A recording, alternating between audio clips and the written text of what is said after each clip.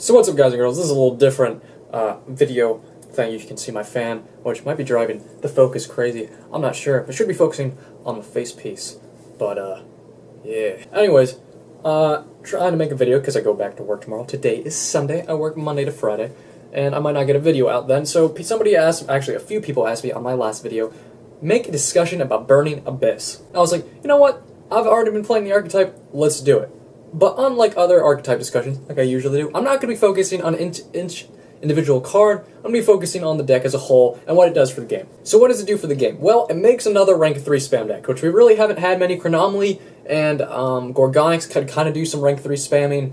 I forget what other deck could, but there hasn't been really a consistent rank 3 spam deck. While this deck is a rank 3 spammer, and it does it pretty damn well. Also, they're Fiends, and we all know, if you're a longtime subscriber, me and Dark Necrofear and Fiends, we get together like mayonnaise and a sub, I guess. But, yeah, so they're Fiend and they're Dark, so Lure of Darkness, draw 2, there you go. And of course, if you're me, I'm gonna be splashing Dark Necrofear because that's how I fucking roll. But also, since it is Fiend, you can use Tour Guide, which I think I might have already said that a second ago, but I just lost my train of thought. But anyways, 3 Tour Guides with the rest of the Burning Abyss, which I think is 3 main monsters. So 3/3 got 9, and then with your Tour Guides, you got 12 going on.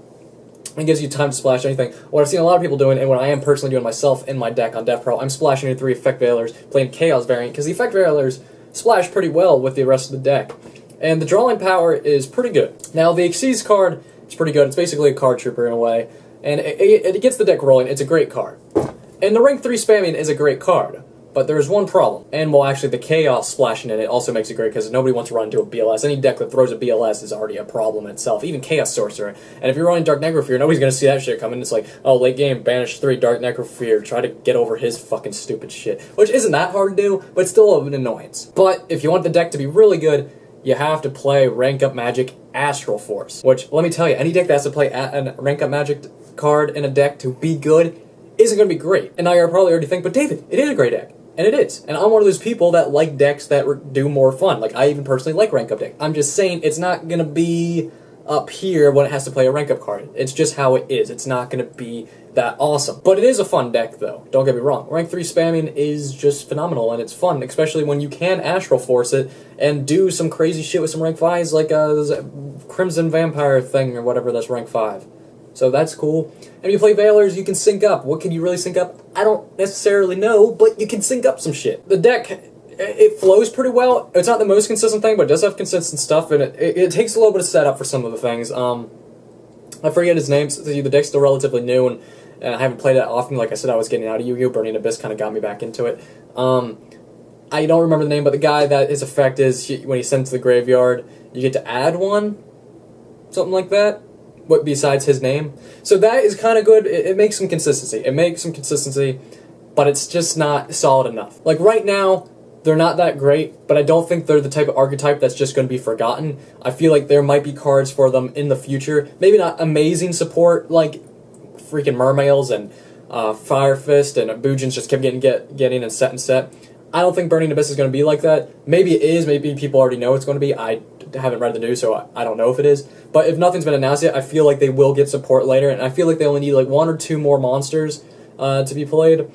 Not like they to be played with them, but maybe replace monster that's already with it. They just need 1 or 2 monsters. Maybe a spell card, their own drawing card, or their own searcher, or something like that. And the deck will be 10 times better. And maybe another XYZ that's rank 3 that does a little bit more for them. Granted, the current XE is good, but it's just not what would make the deck be a winning deck. And I'm not even talking to make it meta. I'm just talking to make it a little bit better. Right now, the deck is more just a fun deck. It's not great. It's definitely not bad. It's just a fun deck. And when you play 3 Effect Veiler, you can do some crazy shenanigans with the BLS and the Chaos Sorcerer, just like in a lot of other decks. Also, you can play Dark Armed in it if you're doing the BLS Chaos Sorcerer thing. And when you're making XEs and stuff and everything, Pot of Dichotomy is actually pretty live a lot of the time. I saw some people playing 3, I saw some people playing 1. I personally would only play 1 or 2. Definitely not 3, that's way too cloggy for Pot of Dichotomy. Definitely just 1 or 2. For me personally, if you're going to play. But that's just their own. That's just a draw thing, and you don't have to run that. It's just something if you want to draw. Right now, the only draw cards I'm playing in my current version is Allure of Darkness and 1 Day Apiece. So it's not the most draw.